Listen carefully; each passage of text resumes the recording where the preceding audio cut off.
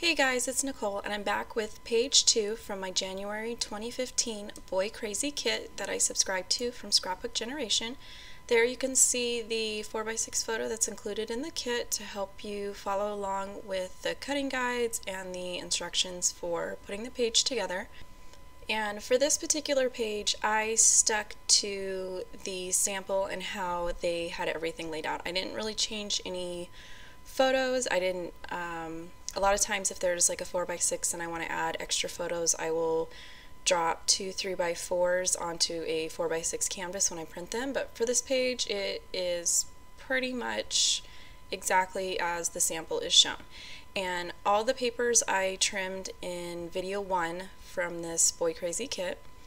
So all my papers are pretty much ready to go, and I went ahead and inked the edges in a dark brown distress ink, and I want to say I did that off camera while I was unloading my my camera card, so I just went ahead and kind of got things set up so that it would go a little bit maybe a little bit quicker, so you didn't have to watch me sit here and ink all the papers and trim everything out. So I'm just putting down these 6x6 patterns, and these were from one 12x12 pattern, and it was just one side had 6x6 patterns on one side, and then the other had a full 12x12 pattern. So I thought this was a good sketch to kind of make a note for future, like if I ever want to pull out my 6x6 pads and reuse the sketch, I can try to remember that this is a good sketch for that. And I just took some of the extra pattern paper that was sort of a light distressed gray to cut that little strip that's going to go underneath these 3x3 photos. And I believe you were supposed to kind of use that pattern paper for your journaling strips. I actually forgot, and I ended up printing out journaling strips for, I want to say 3 or 4 layouts at one time. So for this page, they were just on some white cardstock, and it just happened to be that I was knocking out a bunch of journaling at one time, and it kind of slipped my mind that that's what that extra pattern paper was intended for. But it was fine. It was pretty much close. Like, you can't really even tell if it's pattern paper or just white cardstock or whatever. So I'm just adding this last 3x3 photo over on the left, and then this strip of that pattern paper. And then again, I'm just checking the sample photo that came with it to kind of make sure that I've got sort of the base things down, and then I had already gone through and added foam tape to the stickers that were popped up and kind of pulled off the stickers that I needed to use too.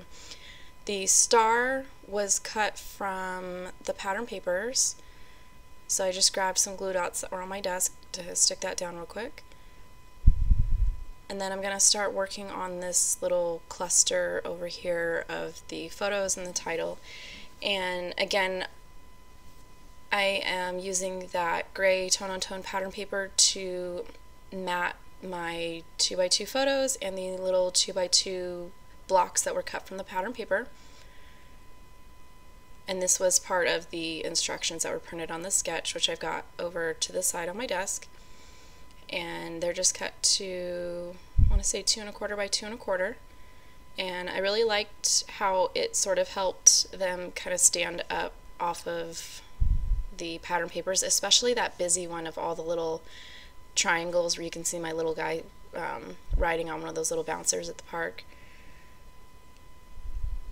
And I'm just sticking these down with just some ATG. And again, I tend to use the photo sample over the sketch as far as placement, and that's just kind of what works for me, and I've kind of always scrapbooked like that, even like classes at my local store. So here you can see the journaling strips that I had printed out. Again, just some white cardstock, and I inked it with the same brown ink, and then I'm just using some a liquid glue pen. I want to say it's by Zig, just putting some glue on the back. And then I noticed that sometimes it will curl up in the middle on me while I'm waiting for it to dry, so I just stick a stamping block on top while it's drying, and I do try to burnish it pretty good with my fingers, hopefully, you know, so it doesn't peel up.